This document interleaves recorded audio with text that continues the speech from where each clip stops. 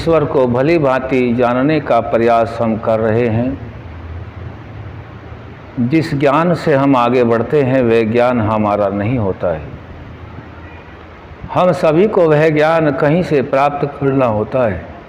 चाहे भौतिक जगत में ऐश्वर्यों की प्राप्ति के लिए हम ज्ञान किसी वैज्ञानिक आदि से प्राप्त करें, या आध्यात्मिक क्षेत्र में उन्नति प्राप्त करने के लिए ऋषि मुनियों के द्वारा साक्षात्कार किए हुए परमात्मा की वाणी वेद से हम अपने आप को कृतार्थ करें।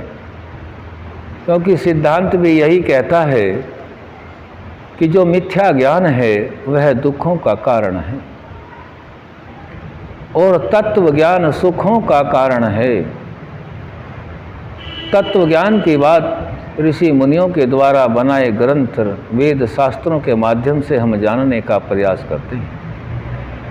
क्योंकि कोई भी मनुष्य बिना वेद ज्ञान के तत्व ज्ञान को प्रचारित या आचरण में नहीं ला सकता। उसको भी सीखना होता है। जन्म से कोई ज्ञान किसी को नहीं होता है और सीखना तब होता है जब वह पहले से ही मौजूद होता है, और मौजूद करने वाला देने वाला वह परमपिता परमात्मा है। इसी प्रकरण में संध्या के माध्यम से जो प्रकरण दिया हुआ है मनसा परिक्रमणा मंत्र, इस मनसा परिक्रमणा मंत्र के एक मंत्र को हमने समझने और समझाने का प्रयास किया है। आज दूसरा मंत्र ले रहे हैं। ओम दक्षिणादिक इंद्रोधिपतिस्थिरश्चिराजी रक्षिता पितरैषवः तेभ्यो नमोधिपतिभ्यो नमो रक्षितृभ्यो नमः ईशोभ्यो नमः एभ्यो अस्तु योऽस्मान् द्वेष्टियं वयं द्विषमस्तं वोजं वेदत्मा। मंत्र का जानना रटना होता है, और जब मंत्र याद होता है तब उसके अर्थ को जानने का प्रयास किया जाता है। और महर्षि पतंजलि योग दर्शन में समझाते हैं, जिनका वास्य वेद व्यास जी ने भी किया है, कि मंत्र और मंत्र का अर्थ तज्जपस तदर्थ भावना। मंत्र याद हो, मंत्र का अर्थ याद हो तो कार्य तब भी अकार्य पूर्ण नहीं।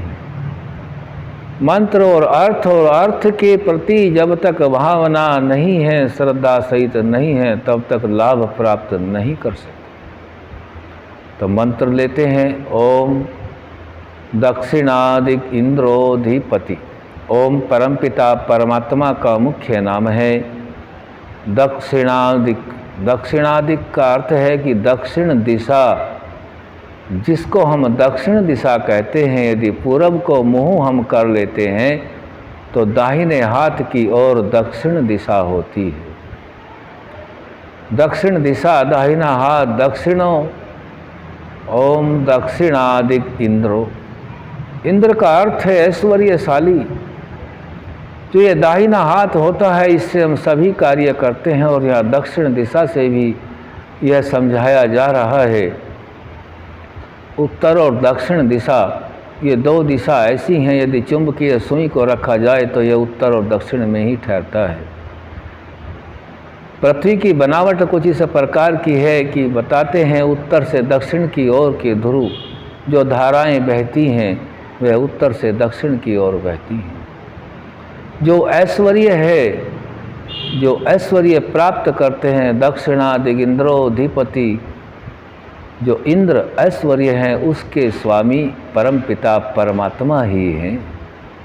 सभी प्रकार के ऐश्वर्यों को परमपिता परमात्मा ने सृष्टि में पहले से ही रचा हुआ है। मनुष्य तो ज्ञान के द्वारा इसको प्राप्त करते हैं, और प्राप्त करने के उपरांत भी यही कहते हैं कि मैं कर तो रहा हूँ, लेकिन यह सब है परमात्मा का ही। मैं भोग जरूर कर रहा हूँ, लेकिन दिया हुआ परमात्मा का ही है। ज्ञान इस बात को कहता है। दक्षिणादिक इंद्रोधिपति, जो इंद्र ऐश्वर्य हैं, दक्षिण दिशा के स्वामी भी आप ही हैं। जितना भी ऐश्वर्य हम प्राप्त करते हैं, चाहे धन के रूप में, पदार्थ के रूप में, द्रव्य के रूप में, जिस प्रकार से भी प्राप्त करते हैं, चाहे ज्ञान के रूप में, उस सभी का स्वामी परमपिता परमात्मा केवल आप ही हैं। दक्षिणादिगिंद्रोधिपतिस्थिरश्चिराजी रक्षिता। स्थिरश्चिराजी जो टेढ़े मेढ़े चलने वाले हैं, टेढ़े मेढ़े बहुत से जीव जंतु चलते हैं।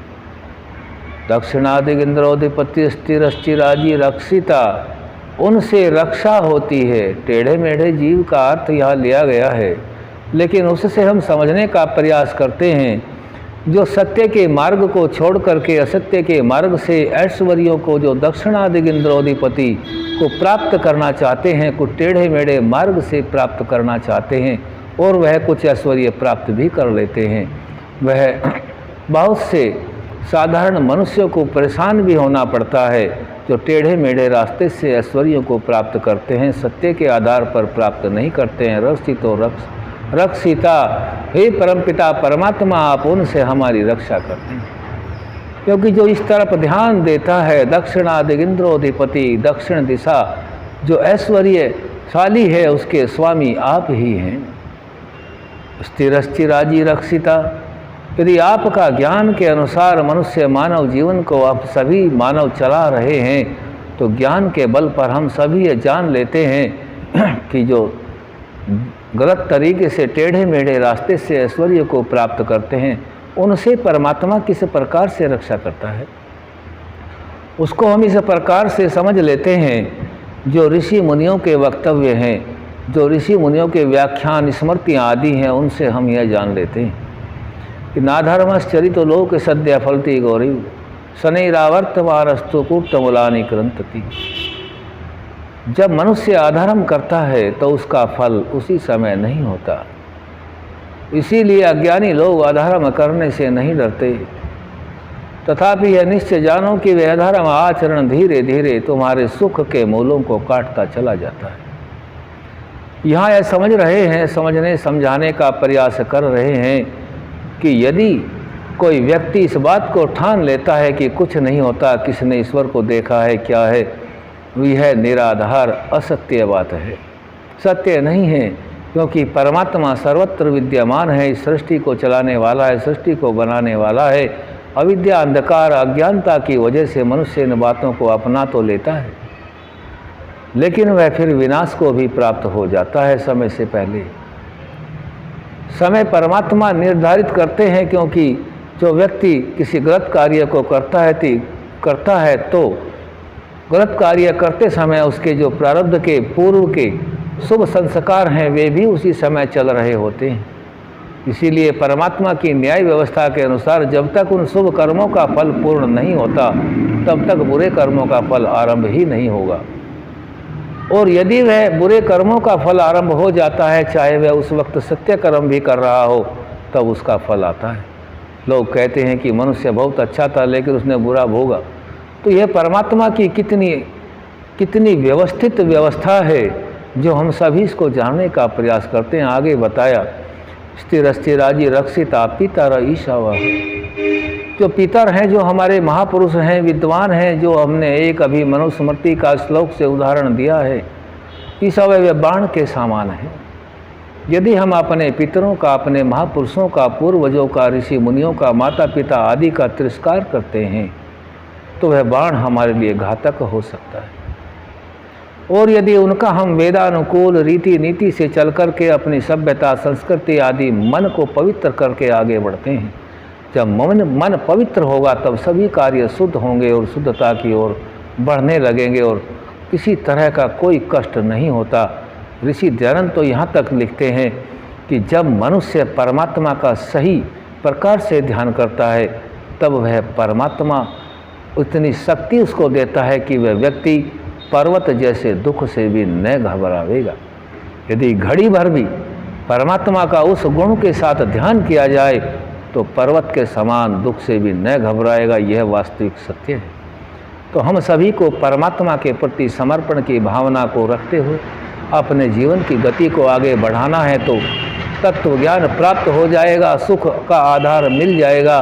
क्योंकि मिथ्या ज्ञान जो है वो दुखों का कारण है और तत्व ज्ञान सभी सुखों का कारण है। इस मनसा परिक्रमणा मंत्र के। जो दूसरा मंत्र है इसके पहले भाग को हमने जाना है, आज यहीं तक रखा जाएगा। आगे फिर ओम सम।